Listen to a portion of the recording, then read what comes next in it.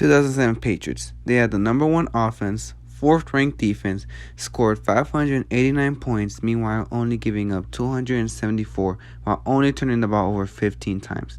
Tom Brady broke the single-season touchdown record, throwing 50 touchdowns, 23 of those going to Randy Moss, who also broke the single-season receiving record.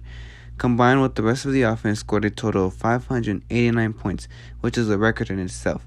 This team also had 8 Pro Bowlers and 5 first-team All-Pros. Safe to say, this team offensively was stacked. The only team in a 16-game season to go undefeated. Couple that with one of, if not the greatest offense to ever set foot onto the field, and a great defense, and you have a team who somehow came up just short to a 10-6 Giants team. How? Well, that's what we'll discuss in today's video.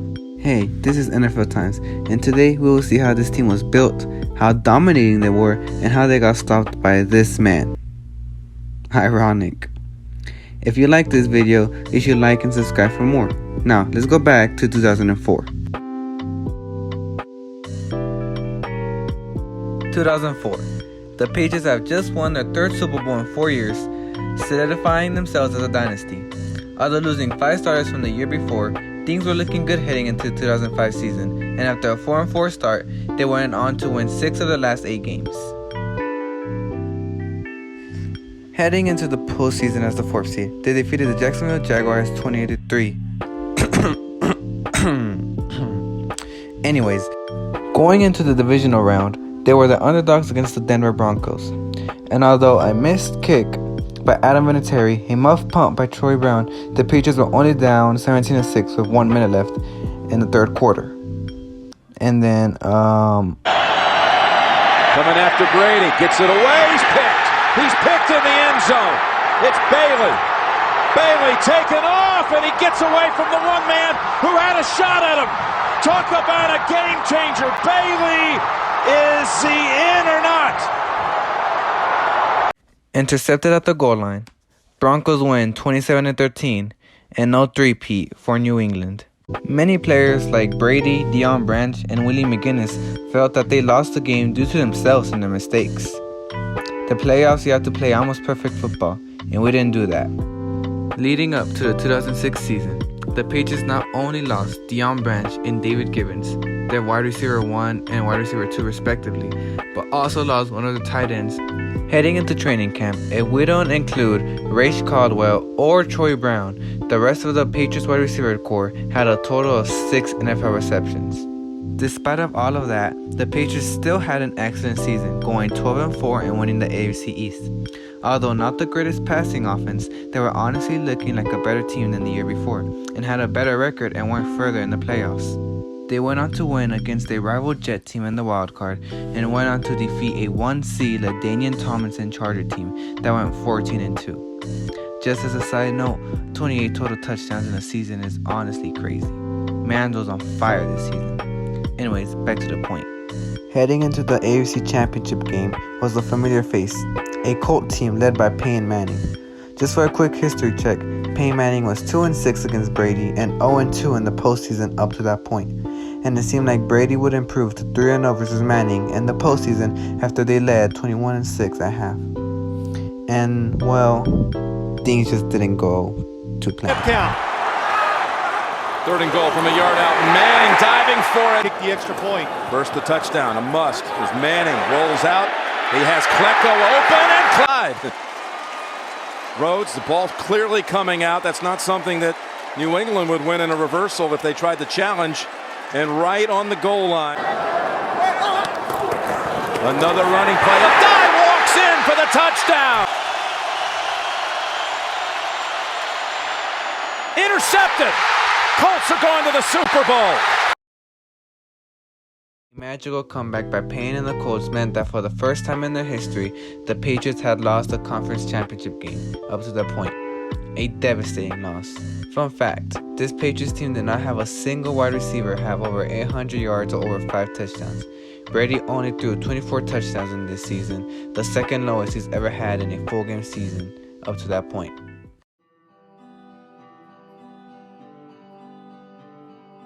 Leading up to the 2007 season, the Patriots front office knew what they needed: weapons. Insert Randy Moss from the Raiders, Wes Welker from the Dolphins, and Dante Stallworth from the Eagles.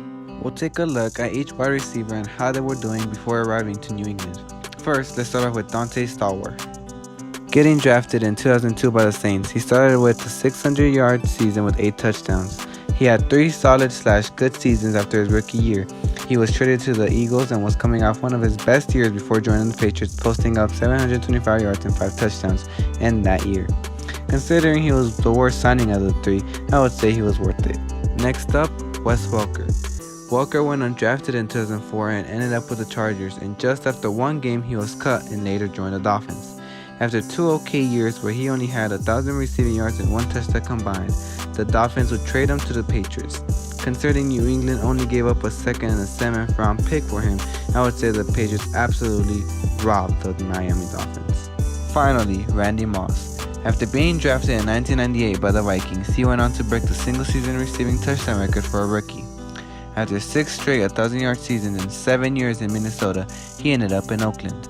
After having 1,000 yards with 8 touchdowns his first year, things looked promising, and then he went on to have the worst season of his career, not even managing to get 600 yards and barely getting 3 touchdowns.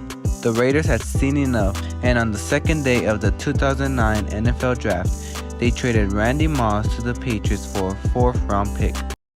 Something about the Raiders and doing stupid decisions during the draft.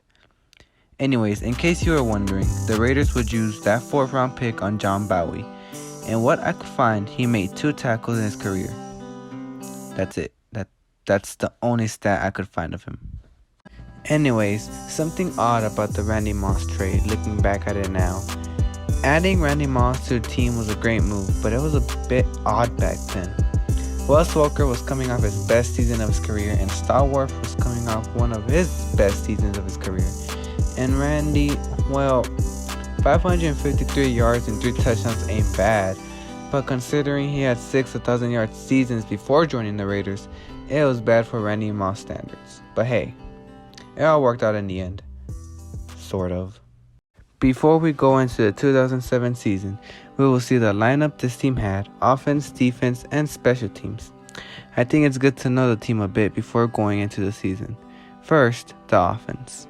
Before we get into this, I apologize for any pronunciation that I mess up, because I'm probably going to mess a lot of them up, because I'm not going to spend lots of my time searching up how to say specific players' names.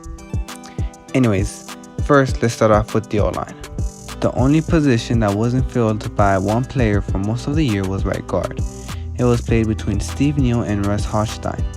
The right tackle was the only O-lineman to have played all season but did not get a Pro Bowl or an All-Pro selection, and he was Nick Cassar. Center was filled by Dan Coppin, who received his only Pro Bowl selection throughout his 10-year career. Logan Mankins was at left guard and was a Pro Bowler who would eventually be a part of the 2010s All-Decade team. Matt Light was a Pro Bowler and All-Pro this year, the only O-line to do it for this 2007 squad. In 16 regular season games, this O-line only gave up 21 sacks, which is pretty incredible.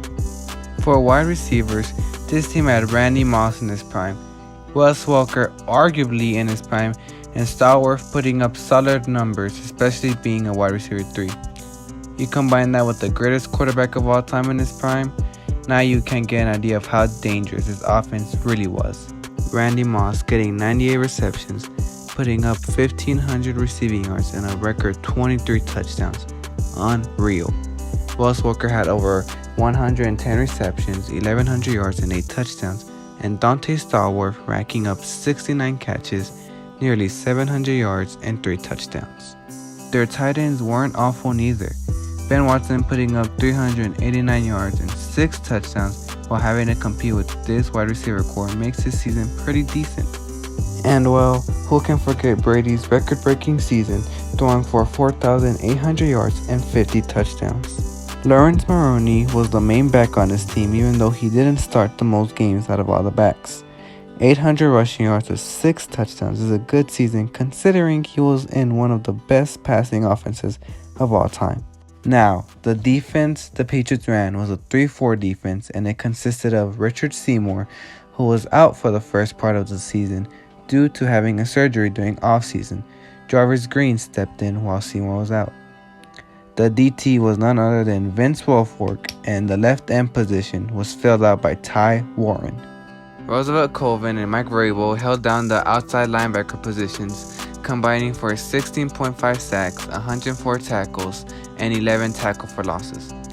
The middle linebacker duo of Teddy Bruschi and Adelius Thomas combined for 179 tackles, 8.5 sacks, 13 tackle for loss, and 10 pass deflections. Honestly, a pretty stacked linebacker core. Since the Patriots ran a 3-4 defense, they only had 2 cornerbacks and 2 safeties in most of the time. The main cornerback duo consisted of Ellis Hobbs and Asante Samuel, who had 8 picks, 30 pass deflections, and 110 tackles between them. Now the safety duo of Rodney Harrison and James Sanders had 3 interceptions, 140 tackles, and 12 pass deflections between them.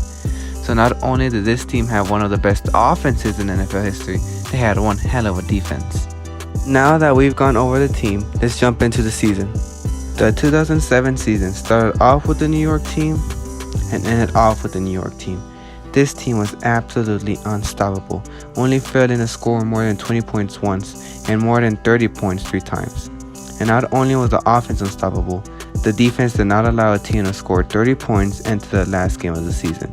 And they only allowed 20 points or more 6 times throughout the season. A 49-28 beating of the Dolphins, a 56-10 thrashing of the Bills, and a 52-7 massacre of the Washington Redskins. Before going into the postseason, let's take a look at the Week 17 rivals. 38 New England, 35 New York. A game where the Giants were in into the 4th quarter, but little did they know they would face that team later on. The postseason was not as much domination as much as just Patriot football. A 31-20 win over the Jaguars in the divisional round, and a 21-12 win over the Chargers to send them to the Super Bowl. Their opponents? Their Week 17 rival, the New York Giants, who went 10-6 that year and didn't even manage to win their division. They beat the Buccaneers in the wild card and then beat the team that beat them out for the division in the regular season, the Dallas Cowboys. Facing off against the Green Bay Packers in the NFC Championship game, the game went into overtime. After a famous Brett Favre interception, it was up to kicker Lawrence Tynes to send them to the Super Bowl, which he did. Now before jumping into the Super Bowl, let's compare the teams just a little bit. The Patriots went 16-0 and won their division, while the Giants went 10-6 and placed second in their division. Patriots had the number 1 offense with the 4th ranked defense. Meanwhile, the Giants had the 14th ranked offense and the 17th ranked defense. The Patriots had 8 Pro Bowlers and 5 first-team All-Pros. Meanwhile, the Giants had 1 Pro Bowler and 0 Team All-Pros. The Patriots scored 589 points while only giving up 274, which means they had a point differential of plus 315. The Giants scored 373 points and gave up 351, giving them a point differential of plus 22. And well, of course, the Patriots had already beaten them once this season. In fact, the highest number of points the Giants scored was 38 in Week 1 and Week 17. The Patriots scored 38 or more points 8 times this season. Pretty balanced game if you ask me.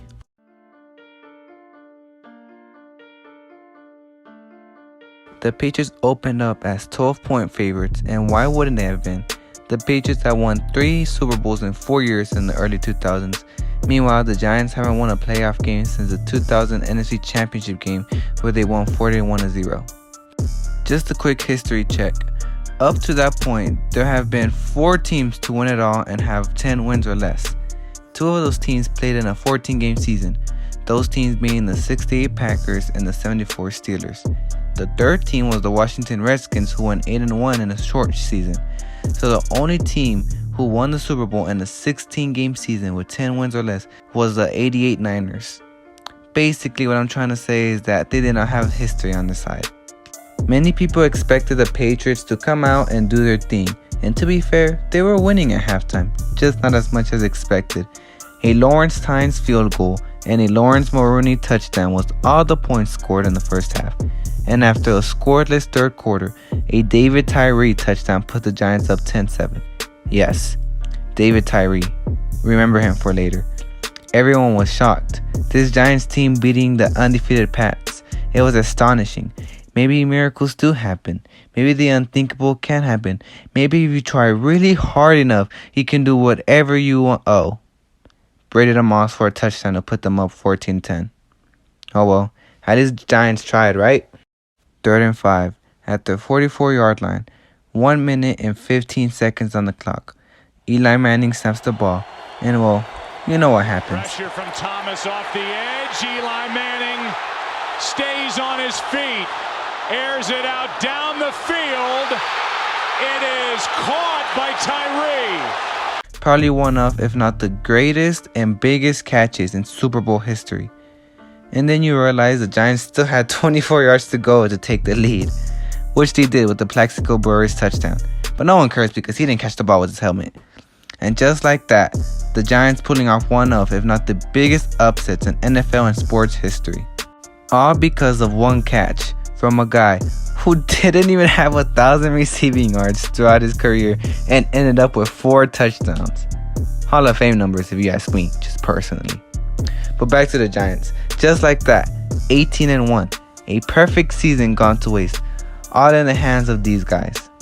Not to take credit away from the Giants, they played an excellent game, pressuring Brady all game, making him uncomfortable, and credit to the offense for showing up when they needed to.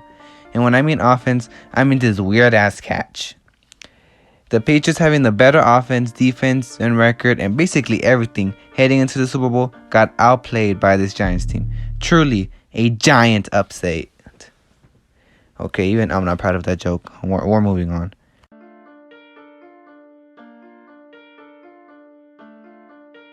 After the Super Bowl in the 2007 season, the Patriots were pissed. They were hungry. They wanted revenge. And their hopes on getting that revenge were squashed 10 minutes into the 2008 season. Yes, Brady isn't God, I think. He got injured in Week 1 in the 2008 season. And even without Brady, Matt Castle and the Patriots went 11-5 will miss the playoffs. How? I don't even know. And in the 2009 season, Peyton Manning and the Colts popped off and took the AFC crown. And what about our Super Bowl champions? Well, they went 12-4 in 2008, losing in the divisional, and then went on to miss the playoffs in back-to-back seasons. Don't worry though, these two teams still had one more big game in them, and who knows, I may cover it in the future. But that is all for today's video. The build-up, the climax, and the aftermath. If you enjoyed, you should like, and if you didn't, well, I don't know. But I hope y'all are doing good, and if this video does decent, I'll definitely do more. But until next time, take care.